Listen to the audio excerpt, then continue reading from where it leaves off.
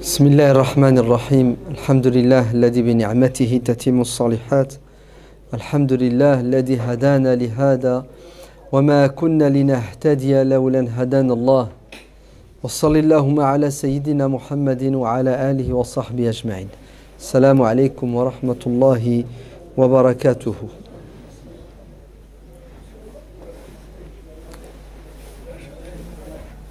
ومن آياته خلق السماوات والأرض واختلاف ألسنتكم وألوانكم. Et dans l'autre verset de la même sourate, وَمِنْ آيَاتِهِ أَنْ خَلَقَ لَكُم مِّنْ أَنفُسِكُمْ أَزْوَاجًا لِتَسْكُنُوا إِلَيْهَا وَجَعَلَ بَيْنَكُم مَّوَدَّةً وَرَحْمَةً. Ainsi Dieu nous a créés différents. Ce n'est pas parce que l'autre est différent de moi qu'il est inférieur ou supérieur. D'ailleurs, ce n'est pas comme ça qu'il faut voir les choses. Nous croyons que Allahu Akbar, c'est Dieu le plus grand, et tous les êtres humains sont soumis à Dieu, sont soumis à sa loi. Ainsi, ne peut aimer son prochain celui qui croit et qui pense qu'il est supérieur aux autres. Car celui qui croit qu'il est supérieur aux autres, automatiquement, il les domine. Il impose sa vérité, sa manière de penser, de voir les choses, et il finit par devenir un tyran et un despote. C'est pour ça que l'islam est venu nous enseigner que celui qui dicte la loi, c'est Dieu. Et en tant que croyant musulman, je dois me soumettre à la loi de Dieu. Je dois me soumettre à la volonté de Dieu. Je dois faire des efforts. Je dois faire le djihad contre mon ego, contre mon nafs. Car nous avons tous à l'intérieur une graine qui s'appelle el-kibr. La vanité, l'ostentation. Il faut combattre cette prédisposition que nous avons. Celui qui aime est modeste. Vous entendez? Celui qui aime, c'est quelqu'un de modeste. Celui qui a la grosse tête n'aime pas. N'avez-vous pas remarqué que Shaitan déteste? Il déteste qui? Il déteste Adam. J'ai envie de vous dire, à la rigueur, ça se comprend, ça s'explique, puisqu'il l'a rencontré, il lui a parlé, via l'waswasa, les tourments. Et d'après lui, Adam serait à l'origine de son égarement. Donc apparemment, il a des comptes à rendre avec Adam et il le déteste. Mais nous, on ne lui a rien fait. On ne l'a pas vu, on ne l'a pas rencontré. Et il nous déteste. Et il veut notre mal. Et il ne dort pas. Matin, midi et soir, il nous combat pour nous détruire. Et une des actions les plus nobles entre guillemets, du diable, c'est quoi? C'est de réussir à séparer un homme d'une... C'est ça? Vous connaissez le hadith, tous les matins, le diable envoie ses soldats, et le soir, il doit faire un compte rendu. Et le meilleur de ses ouvriers, ce n'est pas celui qui a poussé quelqu'un à boire un verre de vin, ou à voler un iPhone. C'est celui qui réussit à s'introduire entre un homme et une femme, qui se sont engagés à travers le lien du mariage, qui est un lien sacré. Il a réussi à quoi les... Waouh! Alors que cet homme et cette femme, avant le mariage, pendant le mariage et après le mariage, ils s'aimaient. Ils s'aimaient, non? Et pourquoi tu épouses telle femme? C'est parce que tu as un penchant pour elle. Tu es attiré par elle. Elle te plaît. Tu l'aimes. Tu la connais ou tu ne la connais pas, peu importe. Mais en tout cas, si tu décides de t'engager avec elle, c'est parce que il y a un lien qui s'est créé, qui est fort, qui est puissant, qui s'appelle l'amour. Cette femme, tu ne la connais pas. Il faut attendre pour vivre avec elle, pour la connaître. Tu es prêt à quitter ton père, ta mère, ta famille, tes habitudes. Tu t'engages même à la nourrir, à la loger, à travailler, à ne pas la tromper. Vous vous rendez compte tous les sacrifices qu'on est prêt à faire pour cette étrangère qui va devenir notre épouse? Et tout ça gratuitement, non? Ouais. Le contrat, c'est pas tu deviens mon mari moyennant tu deviens mon épouse moyennant 5000 euros. Non. L'amour est fort, hein? Et c'est réciproque. Regardez cette femme. Elle quitte son père, sa mère, sa famille, ses habitudes, son train de vie, sa liberté, qui désormais va devoir être partagée entre des nouveaux devoirs et ses droits, pour vivre avec un étranger qu'elle va découvrir. Quel est donc ce lien qui est fort et qui est puissant? C'est l'amour, n'est-ce pas? Et Shaitan, c'est quoi son travail? C'est de casser ce lien qui s'appelle l'amour entre deux êtres humains et le remplacer par la haine. Et c'est vrai que il bosse bien, Shaitan, parce que ce couple qui s'est formé, qui s'est engagé à s'aimer jusque la mort et après la mort, dans l'au-delà, à un moment donné de son cheminement, il remet tout en question et l'amour se transforme en haine. Vous avez vu parfois le divorce, souvent les divorces, ils se font pas billati hiya ahsan. Fa imsakun bi ma'ruf aw tasrihun bi ihsan. Et le Coran dit, si vous devez rester ensemble, vivez d'accord, dans le respect mutuel et les règles du vivre ensemble. Et si vous devez vous séparer, séparez-vous de la meilleure façon. Et on se sépare comment, nous? De la pire des façons. C'est tous les coups sont permis, quitte à mentir, c'est ça? Et on souhaite la mort de l'autre. L'amour est devenu de la haine. Il n'y en a qu'un qui peut nous aider à devenir comme ça, c'est Shaitan. Parce que la haine de Shaitan n'a pas de limite, puisque il déteste Adam, qui, à la rigueur, astaghfirullah, mais on est prêt à accepter, si on suit Shaitan, qu'Adam y est pour quelque chose, ce qui est faux, mais nous, on n'a rien fait à Shaitan, et il est prêt à nous envoyer en enfer. Il veut nous envoyer en enfer, et il se bat pour nous envoyer en enfer. C'est pour cela, ne peut pas aimer son prochain celui qui pense et qui agit comme Shaitan, c'est-à-dire qui a du kibr. Si tu veux aimer, tu dois avoir de la modestie, tu dois avoir de la miséricorde dans le cœur. Et automatiquement, celui qui est miséricordieux et modeste, il aime, et celui qui l'aime, il fait du bien aux autres, et on ne fait pas de mal à ceux qu'on aime, n'est-ce pas? Donc l'amour chez nous,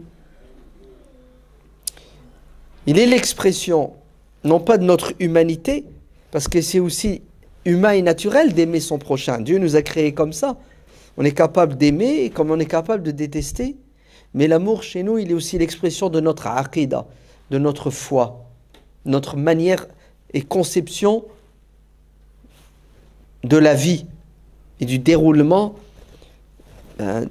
du système, d'accord, qui est le fruit de la volonté de Dieu. Ça, c'est le premier point. N'oubliez pas que Shaitan, matin, midi et soir, il travaille pour casser ce lien solide entre un homme et une femme qui s'appelle l'amour, pour le remplacer par de la haine. Et là, il est heureux, il est content, puisque son ouvrier qui le soir fait son compte-rendu, dans le compte-rendu se trouve un divorce, une dispute, c'est lui qui a la meilleure des paix. Il est bien payé parce qu'il a bien bossé. Une deuxième remarque, c'est que malheureusement la thématique de l'amour est taboue chez nous musulmans. On n'en parle pas, on en parle très peu, et quand on en parle, on a peur. Ainsi, sur 52 khutbahs du Jumu'ah, s'il y en a une sur l'amour, ils vont vous parler de l'amour de Dieu, de son prophète. Ouais. Comme si on devait aimer que Dieu et le prophète. Aimer sa femme, ses enfants, aimer sa voiture, sa maison, aimer ce qui est beau. On dirait que chez nous musulmans, c'est bizarre. Ouais. L'amour, c'est quoi? C'est l'amour de la religion. Tout le reste, on dirait que c'est un amour qui n'est pas noble, ouais, qui n'est pas sain. La preuve, on a du mal à l'utiliser, ce terme. Ouais. Alors, c'est culturel, généralement, c'est une question d'éducation. Oui, c'est vrai que on a été plus ou moins éduqué comme ça, dans un milieu où, si l'amour existe, mais en tout cas, il est intime, il est caché, il ne s'exprime pas, ou il s'exprime de façon... il faut presque un décodeur, ouais, pour le voir, pour l'entendre, pour le ressentir. L'éducation religieuse y est aussi pour quelque chose, n'est-ce pas? Il faut vite remettre les pendules à l'heure. Ouais. L'amour est fondamental dans la vie d'un être humain normalement constitué. D'ailleurs, beaucoup d'enfants ont des troubles psychologiques parce que justement, ils ne reçoivent pas assez d'amour ou pas du tout d'amour de leurs parents. Et ça a des conséquences plus tard. Ouais. Donc, il faut parler de l'amour, il faut expliquer aux gens ce que c'est que l'amour et comment vivre l'amour et comment exprimer l'amour. Alors, l'amour, ça ne veut pas dire le sexe, hein, d'accord? Le sexe, c'est un domaine, un volet, d'accord? Une des expressions de l'amour, le rapport sexuel. Mais l'amour, c'est noble. Hein, c'est un sentiment humain qui est noble, qui est beau, qui est souhaitable, qui est nécessaire, qui est vital. D'ailleurs, une vie sans amour, non, vous ne trouvez pas que c'est un peu monotone? Non, c'est une souffrance, une vie sans amour. Et la pire des choses qui puissent arriver à une femme, vous savez, c'est quoi? C'est de vivre avec un homme qu'elle n'aime pas ou qui ne l'aime pas.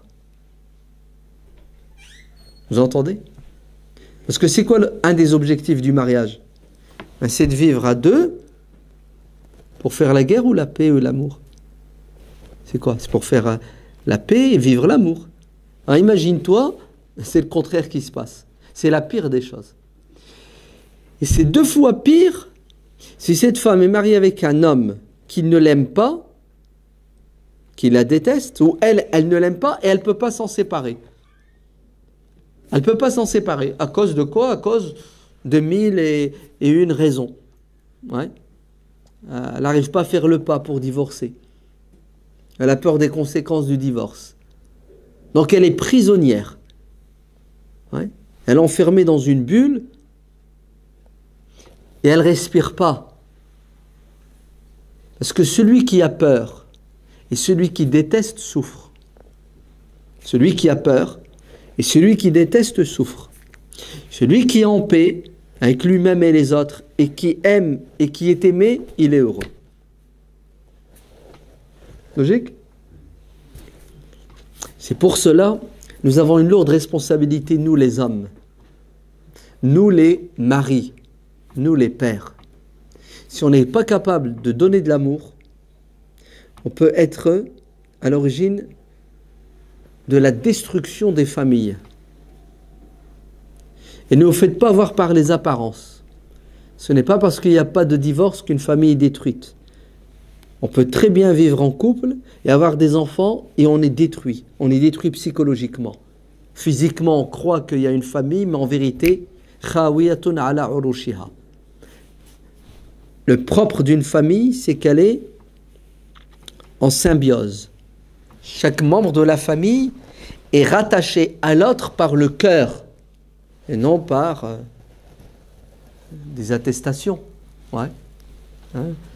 Les fiches familiales d'état civil. Non. Tu peux être mon père et je te déteste. Je peux être ton fils et tu me détestes. Hein? Ce qui compte, c'est quoi? C'est les relations basées sur quoi? Sur ces sentiments nobles. Donc on est responsable, vous entendez? Si on n'aime pas et on ne sait pas aimer, on ne sait pas exprimer notre amour et permettre aux autres de vivre cette ambiance d'amour, on peut tout détruire. Et le problème, c'est que c'est pas seulement qu'on va détruire notre famille proche, c'est qu'on va détruire des familles qui vont voir le jour plus tard. C'est-à-dire, ça va se répercuter.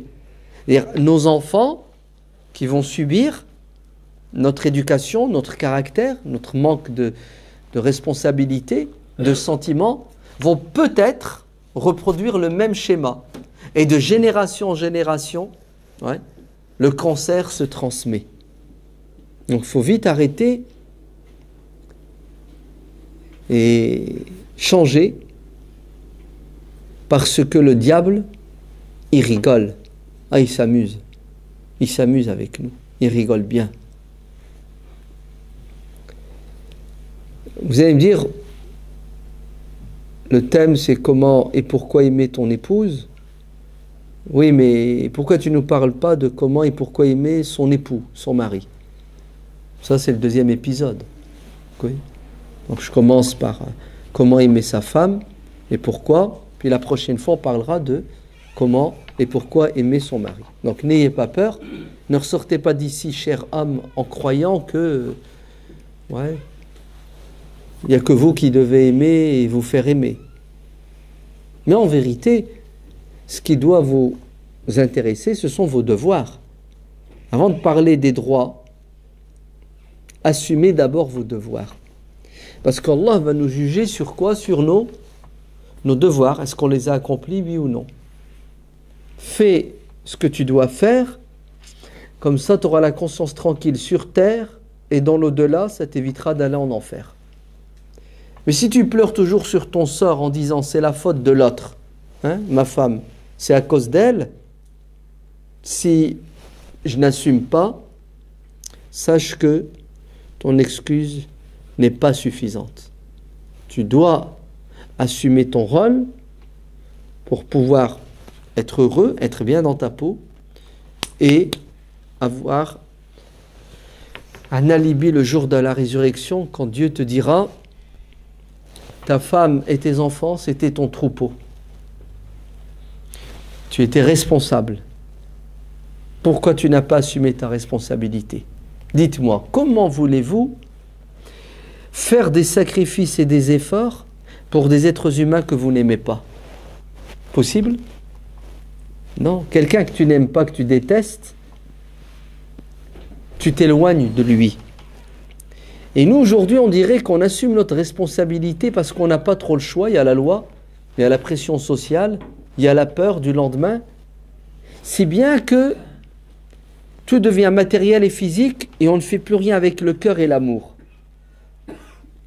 Ainsi, on est plus des colocataires à la maison. Des colocataires. L'homme et la femme se côtoient et il n'y a plus l'aimant qui s'appelle l'amour, voire même c'est électrique. Et les enfants aussi côtoient les parents et c'est très électrique. Les enfants ont toujours la main tendue pour demander, ouais, j'ai besoin de ça, je veux ceci. Ouais. La femme, elle aussi, elle tend la main et elle a besoin de quelque chose auquel elle ne croit plus. Elle avait besoin d'amour, de tendresse, d'affection, de respect. Mais avec le temps, elle a baissé les bras. Et maintenant, elle tend la main pour avoir du matériel. Donc vous voyez la relation, qu'est-ce qu'elle est devenue maintenant? C'est une relation de profit. C'est du business. Tu me donnes, je te donne. Ouais. C'est un bras de fer.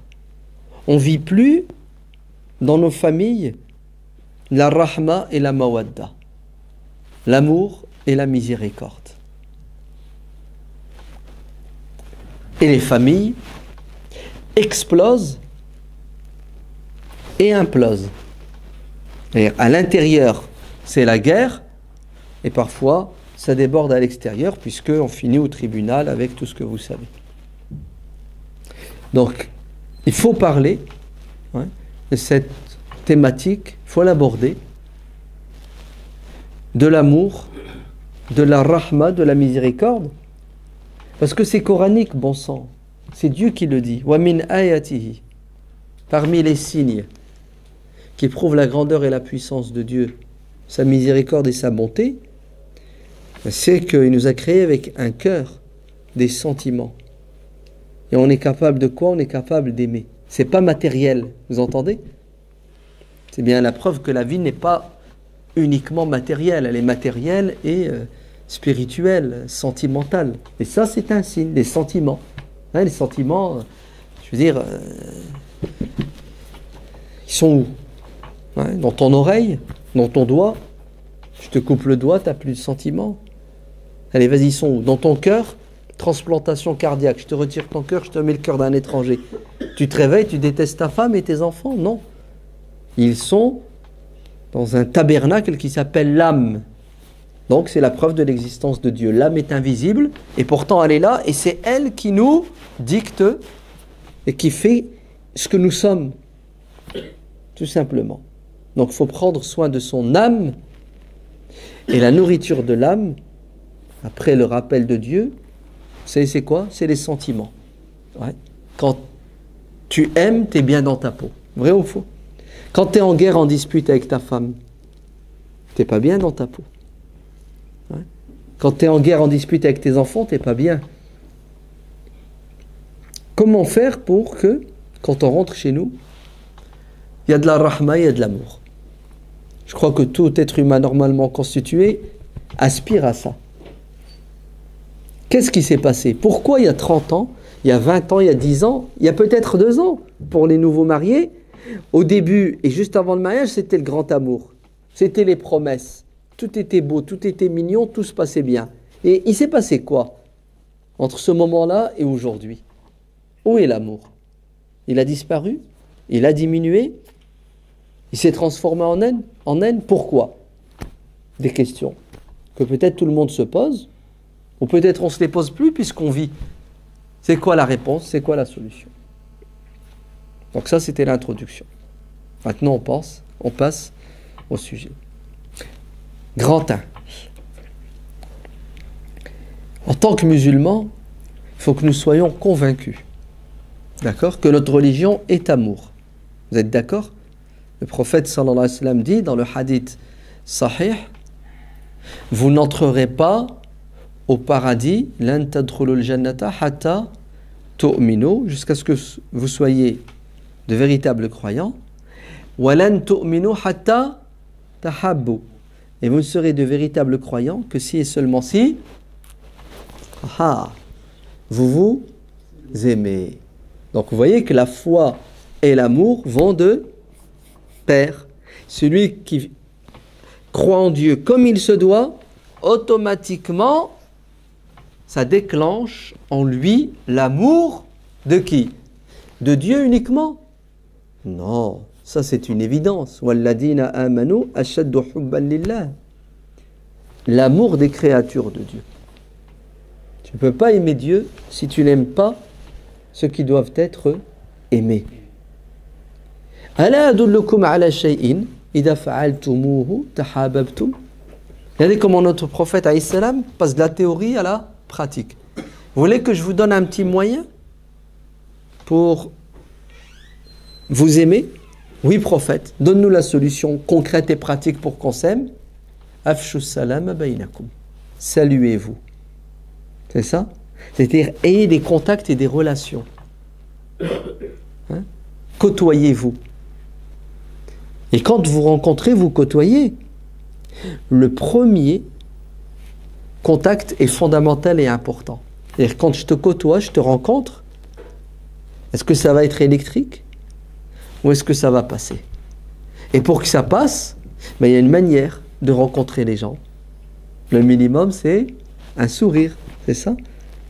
Et regardez, subhanallah, comment chez nous, musulmans, le comportement est toujours relié à la foi.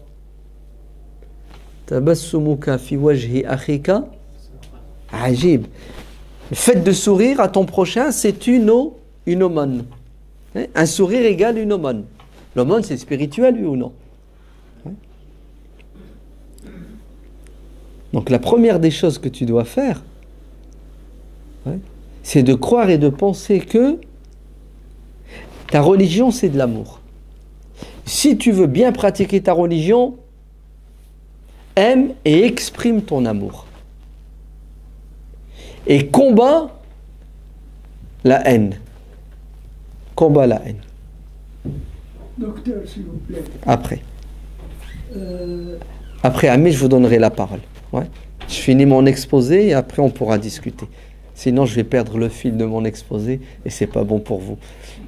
D'accord? Bon, je vais vous le dire autrement. L'amour est une ibada. C'est ça? L'amour est une adoration. L'adoration ne s'arrête pas à la prière. Il y a des gens, ils sont assidus. Ils font leurs 5 prières en temps et en heure. Ils les font à la mosquée. C'est le top, oui ou non? Regardez, il finit sa prière. Il rentre chez lui. Ouais. Il est à la maison. Hein. Il vient de sortir de la mosquée. Et il arrive chez lui. À votre avis, est-ce que quand il rentre chez lui, il rentre avec de l'amour? Avec le sourire? Est-ce que revenu de la mosquée, il revient agréable? Il apporte de la vie? Question. Normalement. Ouais. Tu devrais revenir encore plus croyant. Et plus tu es croyant, plus tu fais de sadaqa. Plus tu fais de sadaqa, plus tu es souriant. C'est ça? Wa qulu linnasi husna. Plus tu dis des bonnes paroles. Anas ibn Malik, radiyallahu anhu, dit, le prophète sallallahu alayhi wa sallam a dit, Ya Anas, quand tu rentres chez toi, salue ta famille. Et quand tu rentres chez toi, tu dois commencer le contact avec ta femme. Donc, on va tout concentrer sur la femme puisque c'est le thème. Tu dois commencer par quoi? Par un message fondamental. Tahiyatan, mubarakatan, tayyibatan. Le Coran dit une salutation qui est belle, tayyiba, qui est agréable, mubaraka, qui est bénite. Vous entendez? C'est-à-dire, le contact doit être un contact qui exprime de la bonté, de l'amour, de la tendresse. Et c'est vrai, hein? Si je te croise, tu me fais la tête, tu me serres la main, tu tournes la tête, je le ressens. Tu dégages des ondes négatives. Donc, si tu veux entrer au paradis, il faut avoir la foi. Pour avoir la foi, il faut savoir créer le contact avec l'autre. Et la première des personnes avec qui tu dois créer le contact, c'est ta femme. Il y en a, ils rentrent chez eux, pas de salam alaikum. Hein. Pas de salam alaikum. C'est-à-dire, ils rentrent chez lui avec qui? Avec une armée de diables. Pas un shaitan, des diables. Pas un, ils sont plusieurs. Donc vous imaginez les dégâts? Ouais. C'est-à-dire, chez toi, les shayatines sont là pour te séparer de ta femme parce que tu n'as pas su fermer la porte au diable. Au contraire, c'est toi qui l'as ramené. Tu rentres chez toi et tu viens avec la haine. Shaitan, c'est la haine, on l'a dit tout à l'heure. Vous savez, subhanallah, comment la niya est importante. Hein, quand tu rentres chez toi, dans quelle posture psychologique et spirituelle tu dois être. Hein, la dua. Bismillahi walajna wa bismillahi kharajna. C'est-à-dire, dans ta tête, quand tu marches, tu te rapproches de chez toi, tu dois déjà penser à comment créer le contact avec ta femme pour qu'elle dise magnifique, super, il est rentré souriant, agréable. Mais si tu rentres, tu fais la gueule. Imagine-toi, ta femme, elle t'attend toute la journée. Tu rentres et tu fais la gueule. Tu rentres, pas un mot, pas un sourire. Au contraire, tu rentres et tu démarres au quart de tour. Alors que elle, psychologiquement, elle était déjà quoi? En mode vite, vite, vite. Moi, je l'attends avec impatience parce que j'étouffe, je suis seul, je m'ennuie, j'ai besoin de parler, j'ai besoin. Et toi, tu rentres une bombe. Tu lui exploses au visage parce que tu n'as pas su créer le contact basé sur al-mahabba. Ah ben, je ne te dis pas ce qui va se passer la suite. C'est une catastrophe. Ah oui, hein. C'est très important. Le prophète alayhi salam dit à Anas, quand tu rentres chez toi, la salutation, at-tahiyya, elle doit être mubaraka et tayyiba. Ouais. Hadith dit, ya Anas, salut, Dieu mettra la baraka dans ta famille. Dieu mettra la baraka, la bénédiction, c'est-à-dire, ça va aller dans le bon sens. Donc, le contact est fondamental et important. D'accord ? Deuxièmement, wal kalimatu tayyibatu sadaqa. Une belle parole est une aumône. C'est-à-dire, il faut combattre le mutisme, le silence. Allah nous a bénis, on parle. Vrai ou faux? On a de la chance, il y en a, ils sont éprouvés, ils sont muets. Et malheureusement, on est bavard, où ça? À l'extérieur, avec le monde entier. Et quand on rentre chez nous, silence, on tourne. Plus d'échanges, plus de discussions. Et si jamais il doit y avoir un échange, c'est du morse, du tac au tac. Et parfois, des cris et après des insultes. Ou dans le meilleur des cas, des paroles blessantes. Non. Des paroles qui sont plus l'expression de la bonté, de l'amour ou tout simplement du respect. Et c'est catastrophique. Imaginez-vous, au travail, vous avez un collègue, vous êtes dans un bureau avec une personne, vous travaillez avec. Vous êtes au bureau, la personne rentre, elle ne vous dit pas bonjour. Tu te dis quoi? Mais il a quoi lui? Qu'est-ce que je lui ai fait? Ouais. Et toute la journée, il vous fait la gueule. Et quand tu ouvres sa bouche, il vous crie dessus. Allah, vous n'allez pas tenir longtemps au travail. Vous allez faire une dépression. Ouais. Et si votre patron vous fait ça, votre supérieur, ça s'appelle du harcèlement, c'est ça? Ouais. Alors imagine-toi cette femme, elle vit avec un mari, quand il rentre, il fait la gueule, c'est ça? Il tire une tête d'enfer, il parle pas, quand il parle c'est pour crier, pour faire des remontrances, c'est pour insulter. Oh, combien de temps elle va tenir? Elle peut tenir 30, 40 ans, hein? Mais le lien, il n'est plus basé sur l'amour.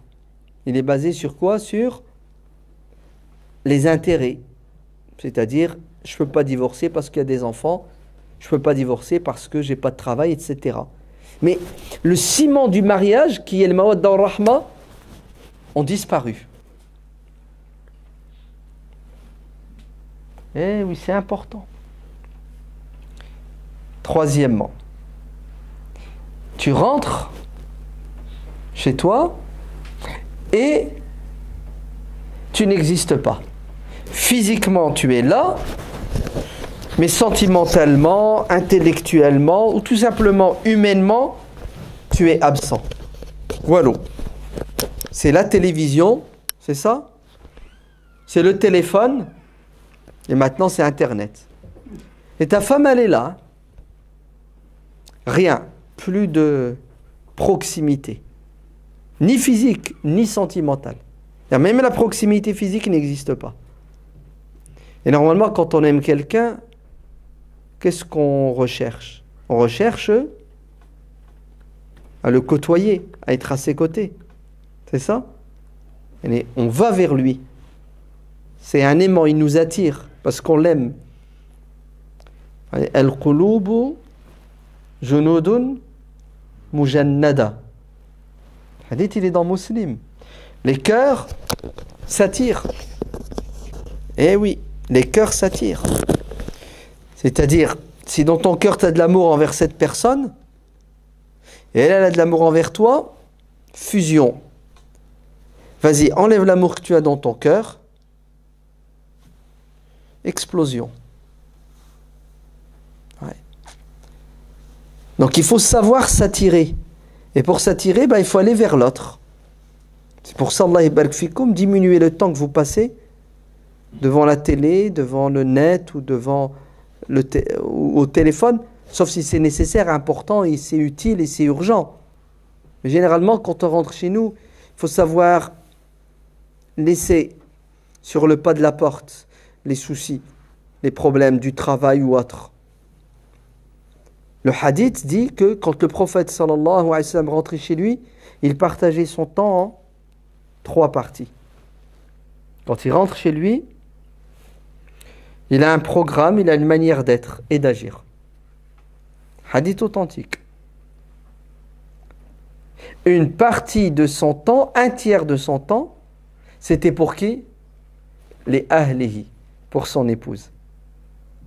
Ajib, le messager de Dieu, chef de l'État, assistante sociale, s'occupe des pauvres, c'est ça? Psychologue, il était très occupé le prophète, non? Mais chez lui, un temps pour sa femme, un temps pour son corps, pour qu'il dorme, qu'il se repose, et un temps pour son Seigneur, prière, invocation, lecture du Coran. Un tiers. Si tu rentres chez toi, tu vas rester à la maison 10 heures, là tu partages. En fait, tu donnes du temps à ta femme. Parce que si tu ne lui donnes pas de temps, si vous ne prenez pas le temps de vous parler, d'échanger, loin des yeux, loin du cœur. On est loin de moi, on ne se côtoie pas, on ne s'assoit pas ensemble, ben, je finis par quoi? Par t'oublier. Je peux plus t'aimer comme avant. Donc, quand on est chez soi, le prophète sallallahu alayhi wa sallam dit dans le hadith sahih, toute chose est perte de temps. Il ne faut pas perdre son temps en fait. Et ce n'est pas une perte de temps, dit le hadith, de faire du sport. Ce n'est pas une perte de temps puisque tu prends soin de ton corps. Et le hadith, c'est ce qu'il dit, ce n'est pas une perte de temps que de rester avec sa femme, de parler avec elle, de l'écouter, de faire des projets ensemble, de se détendre avec elle. Le hadith te dit c'est pas une perte de temps. Parce que là on croirait que oh là là, j'ai pas que ça à faire moi. Hein. Si, oh calme-toi, viens ici. C'est ton devoir. Là tu t'es engagé. Ouais. Ton devoir c'est pas de donner à boire, à manger à ta femme et des vêtements. Ça coule de soi. C'est de lui donner la nourriture du cœur, de l'esprit. Oui, c'est ça le mariage. Si une femme elle avait besoin de boire, de manger, de dormir, ben elle reste chez son père. Elle est mieux logée, non? Vous ne trouvez pas? En plus, aujourd'hui, un petit diplôme, elle bosse, hein, c'est une princesse. Non, si elle a décidé de se marier avec toi, c'est parce qu'elle attend de toi quelque chose qu'elle n'a pas avec son père, ni avec son frère, ni avec sa mère, ni avec sa famille. Hein. C'est quoi cette chose à votre avis? C'est ce que c'est? Ben, c'est l'amour. L'amour conjugal. Ouais. Donc, il faut donner de son temps. Le prophète sallallahu alayhi wa sallam dit dans le hadith sahih, 1 euro que tu dépenses pour libérer un esclave, 1 euro que tu dépenses pour nourrir un pauvre, 1 euro que tu dépenses pour toute action noble, ben il a son poids et sa valeur, n'est-ce pas? Tu auras la récompense. Regardez le hadith qu'il dit. L'argent que tu dépenses pour ta femme, tu assumes ta responsabilité. À votre avis, quelle est la dépense la meilleure? Celle pour les œuvres extérieures ou pour les œuvres intérieures? La meilleure des dépenses, c'est celle pour ta femme, tes enfants, tes proches. Pourquoi? À quoi ça sert d'aller faire le bien dehors alors que tu ne le fais pas à l'intérieur? Le fait de faire du bien à l'extérieur et tu négliges l'intérieur, tu détruis tout. Et ça va se retourner contre toi. Alors on est prêt à donner du temps entre guillemets, fils sabilillah. C'est ça? Pour le travail, pour le dîn, pour tout ce que vous voulez. Mais donner du temps pour sa femme, rester avec elle, prendre soin d'elle, on a du mal. C'est lourd, c'est ennuyant. En fait, on n'y trouve pas de plaisir ni d'amour et on n'en voit pas l'utilité. On a faux sur tous les plans. Aïcha radiallahu anha dit, c'est dans le Sahih de l'imam Bukhari, c'est un hadith extraordinaire, puisque le Qadi Iyad, il l'a même expliqué, il en a fait un livre. Elle dit que le prophète sallallahu alayhi wa sallam est rentré chez lui, et il s'est assis avec son épouse, et Aïcha radiallahu anha lui a dit, ô messager de Dieu, j'ai quelque chose à te raconter. J'ai appris que 11 femmes se sont assises, c'était dans la Jahiliya, et puis elles ont décidé chacune de raconter leur vie conjugale, leur relation avec leur mari. Alors Aïcha, elle raconte au prophète. La première des femmes a dit de son mari qu'il était comme ça, la deuxième, elle a dit. Alors il y avait des maris qui étaient bons, il y en avait qui étaient mauvais. Et la 11e des femmes, Zara, elle parle de son mari, elle dit qu'il était magnifique, extraordinaire, et j'étais heureuse avec lui, mais ça s'est terminé avec un divorce parce qu'il l'a trouvé meilleur que moi. Et regardez, le prophète alayhi salam va passer ce moment avec sa femme à quoi? À l'écouter, avec attention, elle lui raconte une histoire, sa journée, quelque chose qu'elle a appris. Et le prophète sallallahu alayhi wa sallam à la fin va lui dire, sache que je suis pour toi et avec toi ce que Abu Zara était avec Zara. À une différence près quand même, c'est que lui il a divorcé de son épouse et moi je ne divorcerai pas de toi. D'accord? Donc vous voyez bien que le prophète alayhi salam donnait du temps et passait du temps avec sa femme. Il savait prêter l'oreille et prêter attention. Non, on croit qu'une femme, quand elle parle, c'est parce qu'elle a quelque chose d'important à nous dire, de fondamental, d'urgent, qui va ramener de l'argent. C'est ça? Parce qu'on a un esprit rationnel et pragmatique. En fait, c'est faux. Tu sais qu'est-ce qu'elle veut ta femme? Elle veut juste que tu sois à côté d'elle, que tu lui donnes de la valeur, de l'importance, que tu l'écoutes parce qu'elle a besoin de cette chaleur que tu dois dégager. Quand on aime quelqu'un, on veut être en contact avec lui, de la proximité physique, de la proximité psychologique, sentimentale et intellectuelle. Et le prophète sallallahu alayhi wa sallam savait faire cela. C'est pour ça qu'il donnait du temps à ses épouses. Quatrièmement, si tu veux aimer ta femme comme il se doit, tu dois la respecter. Là, on a reçu une éducation terrible. La femme, elle est inférieure, elle est bête, elle n'a pas d'intelligence, elle est nulle, elle ne comprendra rien, et puis ça ne sert à rien, elle ne comprendra jamais rien. C'est ça? Etc., etc. Conclusion, beaucoup de maris n'ont aucune considération pour leur épouse. Et tout ce qui sort de leur bouche, ce sont des paroles, des commentaires qui avilissent, qui rabaissent, qui humilient la femme. Et quelqu'un, tu l'insultes tous les jours, il fait quoi à votre avis? Il finit par te détester. Tu lui fais du mal, tu retournes le couteau dans la plaie. Tu vas me dire, c'est vrai. Je ne suis même pas en train de discuter si c'est vrai ou si c'est faux. C'est évident que c'est faux, c'est pas vrai.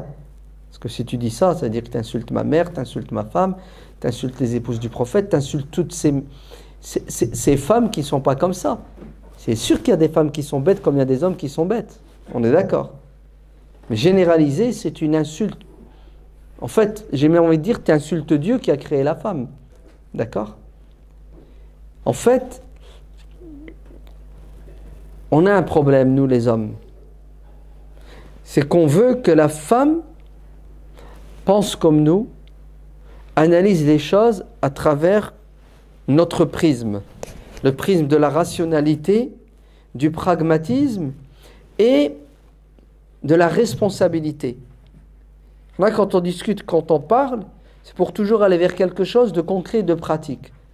Gagner un bien ou repousser un mal.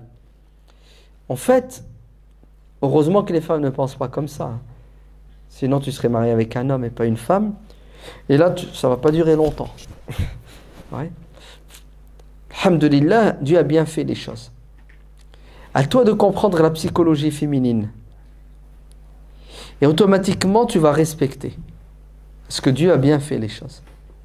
Donc, Allah yabarak fikoum, tenez votre langue. Et ne demandez pas à une femme d'être un homme, ni à un homme d'être une femme. D'ailleurs, le hadith l'interdit. Allah, trois types de personnes n'entreront pas au paradis. Et parmi les trois types, une femme qui se comporte comme un homme. Et un homme qui se comporte comme une femme. C'est-à-dire qui va contre nature, qui ne veut pas rester elle-même. Ben nous avons tort quand nous voulons changer la nature de la femme. D'accord? C'est une erreur.